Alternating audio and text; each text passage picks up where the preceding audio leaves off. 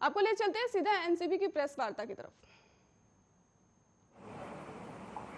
चूंकि ये सारे ऑपरेशन वास्तविक समय के आधार पर होते हैं, तो इन इंडिपेंडेंट विटनेसेस का फील्ड वेरिफिकेशन और इनके बारे में जानकारी इकट्ठा करना मुश्किल होता है, क्योंकि उस समय हमारा मुख्य उद्देश्य ड्रग की रिकवरी और ऑपरेशन पर होता है। कुल 9 स्वतंत्र गवाह इसमें शामिल हुए, जिसमें मनीष भानुशाली और केपी गोस्वामी भी थे। मैं यहां दोहराना चाहूंगा कि इन सभी 9 गवाहों को 2 तारीख के ऑपरेशन के पहले एनसीबी नहीं जानती थी। हाँ। चूंकि इस रेड में जो लोग गिरफ्तार हुए थे, उसके बाद उनकी सेफ्टी को ध्यान में रखते हुए काफी भीड़ जो कि इकट्ठा हो गई थी, तमाम सारे कैमरे थे, उसको ध्यान में रखते हुए इनको एनसीबी ऑफिस में लाया गया। जितने भी लोग यहां पे डिटेन किए गए या अरेस्ट किए गए, उन सभी के साथ एनसीबी ने न्यायोचित और अच्छा व्यवहार किया। यहां तक कि उनके पक्ष के वकील ने भी एनसीबी के ऑफिसर्स में अपना विश्वास जाहिर किया है और ये कोर्ट रूम की में दर्ज है। कुल 14 लोगों को एनसीबी के ऑफिस में उस दिन लाया गया था। सभी को धारा 67 के अंतर्गत नोटिस इशू किया गया। सभी को थॉरोली एग्जामिनेशन किया गया और उनके स्टेटमेंट रिकॉर्ड किए गए। इस सारी प्रक्रिया के बाद उन 14 व्यक्तियों में से 8 के खिलाफ सबूतों के आधार पर उन्हें गिरफ्तार किया गया और 6 लोगों को सबूतों के अभाव में छोड़ा गया। पंचनामा हम लोग स्पॉट पर बनाते हैं। विभिन्न ऑपरेशंस में ये ड्रग स्पॉट विभिन्न हो सकते हैं। किसी एक ऑपरेशन में भी विभिन्न स्पॉट पे अलग अलग तरीके से कार्रवाई होती है, तो उसमें समय भी फर्क होता है, प्रक्रिया भी फर्क होती है और रिसोर्सेज भी फर्क होते हैं।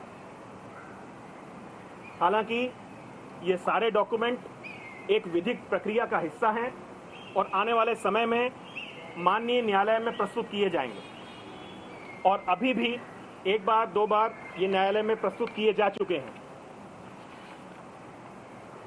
जिन लोगों को एनसीबी ने अरेस्ट किया था, 8 लोगों को, उनके लिए पुलिस कस्टडी कोर्ट ने शुरुआती तौर पे 1 दिन की ग्रांट की, उसके बाद 4 दिन की अवधि और बढ़ाई गई और उसके बाद 14 दिन के लिए उनको जुडिशियल कस्टडी में आर्थर जेल भेज दिया गया है। जो बाकी 10 लोग अरेस्टेड हैं, उनको भी विभिन्न समय के लिए पुलिस कस्टडी में एनसीबी में पूछताछ जारी है और माननीय कोर्ट ने सभी अभियुक्तों के खिलाफ हमें पुलिस कस्टडी प्रदान की है। तो एक तरीके से देखा जाए कि कोर्ट ने इसमें अच्छी तरीके से सोच विचार और हमारे द्वारा प्रस्तुत किए गए साक्ष्यों के आधार पे हमें पुलिस कस्टडी और बाद में इनको जुडिशियल कस्टडी ग्रांट की है। कस्टडी के दौरान अभियुक्तों द्वारा किए गए खुलासे और उनके बयान के आधार पर 6 और ऑपरेशन कंडक्ट किए गए। जो बाद में हुए हैं 6 फॉलोअप सीजर्स, उसमें 10 आदमियों को हम लोगों ने गिरफ्तार किया है और विभिन्न प्रकार के ड्रग जैसे एक्सटेसी, मेफेड्रॉन, हाइड्रोपोनिक वीड, चरस वगैरह इनसे बरामद हुए हैं। लगातार हो रही गिरफ्तारियां और ड्रग की रिकवरी इस ओर इंगित करती हैं कि ये एक बहुत बड़ा नेटवर्क है और हमारी युवाओं को बुरी तरह प्रभावित कर रहा है।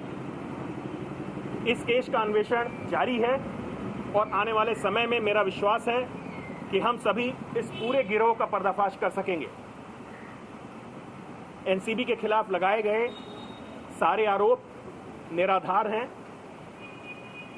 और प्रीजुडिस्ड हैं। जो भी स्टेटमेंट हैं वो अजम्पशन के आधार पर दिए गए हैं।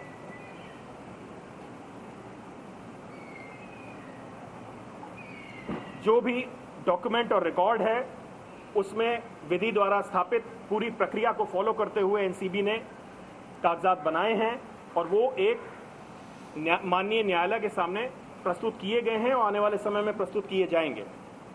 एक बार फिर हम दोहराना चाहेंगे कि एनसीबी अपना काम बहुत ही प्रोफेशनल तरीके से, निष्पक्ष रूप से, निष्काम भाव से कर रही है, जो कि लीगली पारदर्शी है और बिना किसी भेदभाव के, बिना किसी विद्वेष के है। और हम सभी सस्पेक्ट और अक्यूज पर्सन्स को समभाव से ट्रीट करते हैं। धन्यवाद। Sir, how do you respond? Sir, how do you respond to the sir? How do you respond to the allegations made by? Sir, how do you respond to the allegations? Sir, how do you respond to the allegations made by the NCB on the speaker made not in the sir, how do you respond to the allegations? If you please ask one by one question, then only will be able to answer. One question. मराठीत पण हो गया.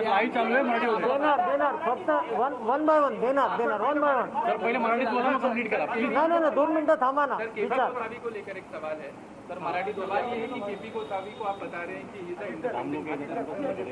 Independent witness has to be देगा ना, क्यों नहीं देगा? There are 4 cases against him and he is a wanted accused by Pune police. What do you have to say on this? And also Malik in his today's press conference has said he has given 2 addresses. One अभी आप तो NCB की तरफ से press वार्ता हो रही थी जिसमें उन्होंने साफ तौर पे कह दिया है कि बिना किसी भेदभाव की तरफ से कार्रवाई की जाएगी और बिना किसी भेदभाव की कार्रवाई होगी। चलिए फिलहाल खबरों पे इतना ही। आगे की खबरों के लिए आप देखते रहिए आर्य न्यूज़।